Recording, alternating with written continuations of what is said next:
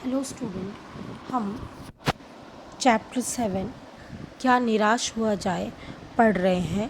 हम पहले भाग में देख चुके हैं कि लेखक यह निबंध हजारी प्रसाद द्विवेदी यह निबंध में समाज की अच्छाइयों और बुराइयों दोनों को उजागर करते हैं। अब देखते हैं आगे क्या है। इस समाज में ईमानदार व्यक्ति को मूर्ख कहा जाता है क्योंकि वह डरपोक है, लाचार है और बेबस है। ऐसी स्थिति में जीवन के बारे में लोगों की जो आस्था, जो विश्वास है, वह कहीं हिलने लगा है। मनुष्य का जीवन के महान मूल्य सच्चाई, ईमानदारी और भरोसा अब डगमगाने लगा है। प्राचीन भारत में लोग भौतिक सुख सुविधा की वस्तुओं को एकत्रित करने में ज़्यादा महत्व नहीं देते थे। वो व्यक्ति के गुणों पे महत्व देते थे, उनकी अच्छाइयों पे महत्व देते थे। उनकी दृष्टि में मनुष्य के भीतर महान आंतरिक गुण होते हैं, अर्थात सच्चाई, अच्छाई, ईमानदारी की भावना उनके अंत तक जानी है और यही बात प्रिय है।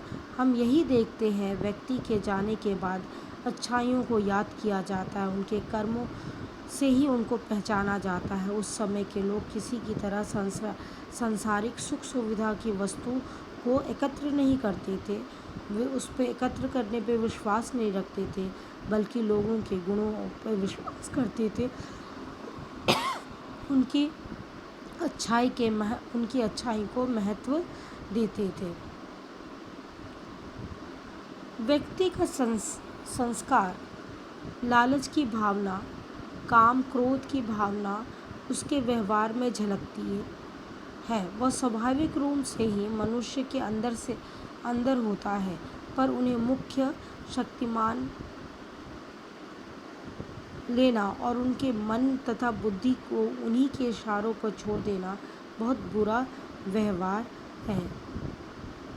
भारतवर्ष में हमेशा सच्चाई, ईमानदार, अच्छाइयों को महत्व दिया गया है।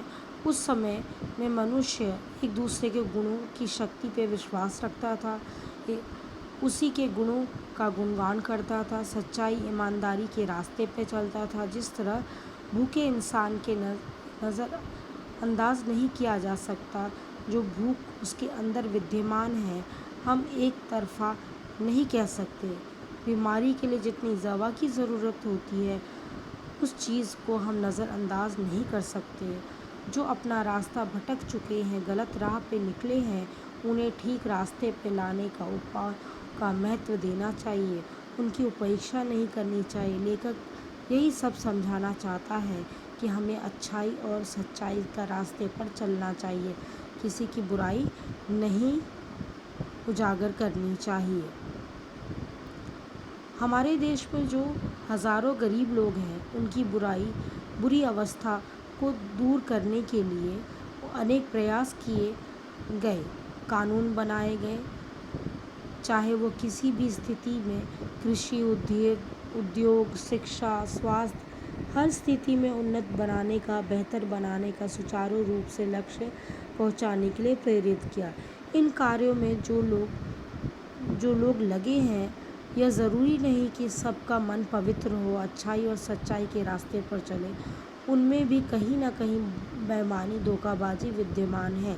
वे अपने लोभ लालच से ग्रस्त हैं।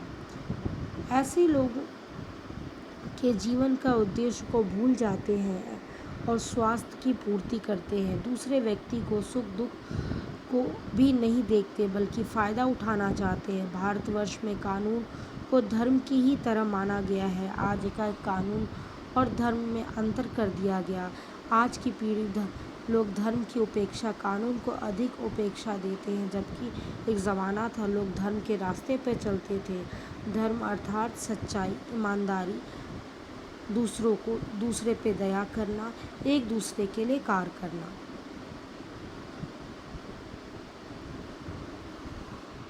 लेखक कहते हैं कि धर्म में कोई धोखा नहीं दिया जा सकता, कानून को दिया जा सकता है। कानून में कुछ ऐसे दांव पेच हैं कि लोग दूसरों के साथ धोखा और कानून को अपने हाथ में लेकर ले लेते हैं, लेकिन धर्म के क्षेत्र में धोखा नहीं दिया जा सकता। धर्म को लेखक ने माना है सच्चाई, ईमानदारी के रास्ते पे चलने वाले लोग। जो अधर्म करने वाले लोग हैं वो कानून की छोटी मोटी गलतियाँ रह गई हैं, वो लाभ उठाने में ज़रा भी संकोच नहीं करते, उनका फ़ायदा उठा लेते हैं। समाज के ऊपरी वर्ग के चाहे जो भी होते हैं, भीतर से भारतवर्ष में वह अनुभव करते हैं धर्म कानून से बड़ी चीज़ है। अभी भी भारत के लोग धर्म पे विश्वास रखते हैं। धर्म कानून में बहुत बड़ी चीज़ में महत्व दिया गया है। जो धार्मिक लोग हैं वो उनके मन में सेवा भाव रहता है, ईमानदार व्यक्ति होते हैं, सच्चाई के रास्ते पे चलने वह किसी पे दबाव नहीं देते, किसी की को नष्ट नहीं करते।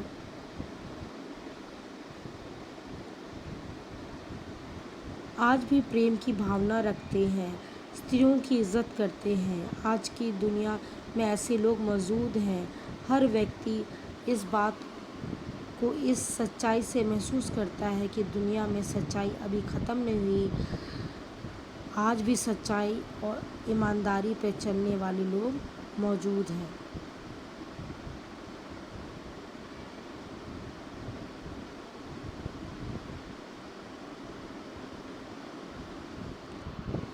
लेखक ने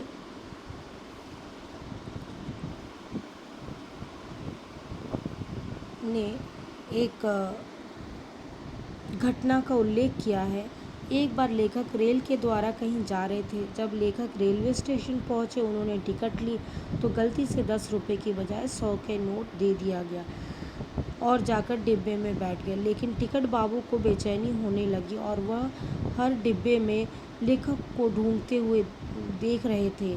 वह कहाँ ताकि वो देख रहे थे ताकि वो पैसे लौटा सके। उनका चेहरा पहचानते हुए उपस्थित हुए। टिकट बाबू ने पहचान लिया। टिकट बाबू एक ईमानदार व्यक्ति थे।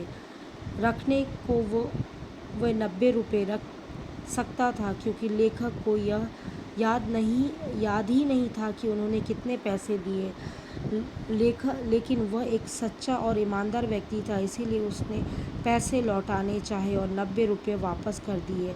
अब जाकर उसे संतोष हुआ कि वह किसी के पैसे ऐसे नहीं ले सकता। लेखक समाचार पत्रों को देखे तो ऐसा लगता है समाज में सच्चाई और ईमानदारी कहीं नहीं बची है। यहाँ पर टिकट बाबू का व्यवहार देखकर उन्हें विश्वास हो गया है सच्चाई और ईमानदारी अभी भी बची हुई है।